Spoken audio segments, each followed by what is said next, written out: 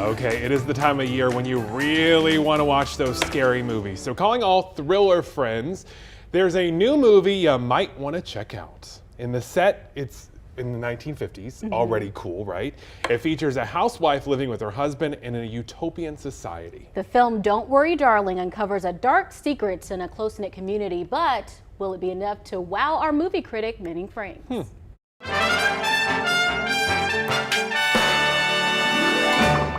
Listen, before you ask, no, we will not be talking about the behind-the-scenes drama surrounding this film. Although I would look it up yourself because it's delicious and it's just as entertaining as the film itself. All that to say, Don't Worry Darling has the expectation of being Olivia Wilde's second film after her acclaimed film Booksmart, in addition to starring Academy Award nominee Florence Pugh and musical heartthrob Harry Styles. Big swings are taken in this film, and admittedly it works. Until ultimately, it doesn't. Victory is safe and secure. Here you can live the life you deserve. We can all live the life. Set in the 1950s, Alice and Jack, played by Pugh and Styles respectively, are a young couple who live in the idealized community of Victory, a small town tucked away from the world. Everything seems perfect and in its place. I was here when you got here? Yeah, you sleep in the bedroom. However, cracks begin to form in this picturesque community, and Alice begins to uncover something sinister that is lurking deep within this supposed utopia where nothing is what it seems. Don't Worry Darling sets up a brilliant premise that revels in the unraveling of this mystery, and no one sells that mystery better herself than Florence Pugh. She carries this film, and as the audience's surrogate, proves once again that she is one of the best actresses working today.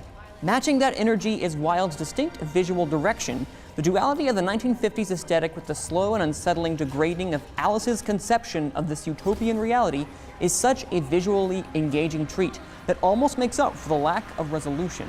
Sadly, with each passing scene after a second act high, Olivia Wilde's grip on the story begins to degrade. The script is far more concerned with setup and asking questions of the viewer, but rarely, if ever, answering them.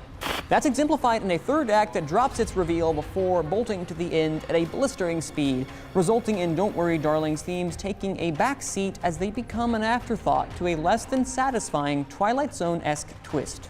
Once Don't Worry Darling relinquishes its mysteries from the viewer, we're left with an ending that sputters to an abrupt conclusion, which is unfortunate because up until its third act woes, though, the film entrances us on this spellbinding journey through a myriad of top-notch technical aesthetics and good, if not reliable, performances. It's just disappointing. Oh, and Harry Styles? Perfectly solid in the role. Just fine. That's it. I'm giving Don't Worry Darling a for you to decide. You can watch it only in theaters.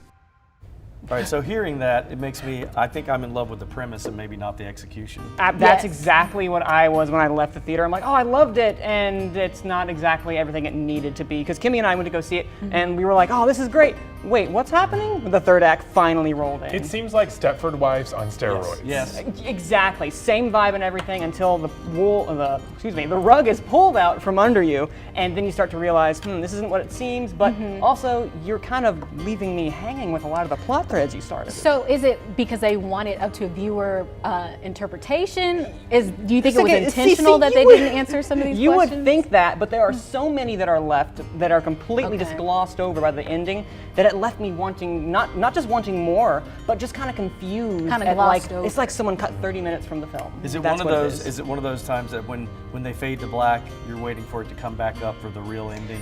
A little bit. You know what I mean? And then you're Yes. like, wait, that's yes. what? Well, yes. Kind of, but at the same time, there's some like meat in between the end of the second act and the end of the third act. You're like, wait, no, you're like taking things out when there needs to be more content. I can just tell from your dramatic pauses in that story Yes. that you might not have been the biggest fan. No, I love the first 2 acts.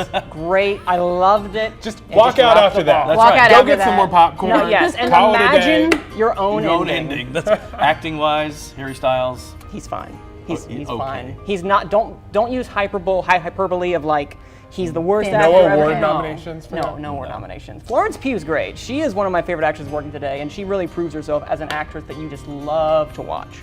So. All right, it's one of those I think I have to watch. You know what I mean? On streaming, maybe. I still want to see Yeah. it. When I saw the commercial, I saw just the costuming and everything, and I was like, I want to do check love this that. out. It's not to avoid. Make that note. It's not to avoid.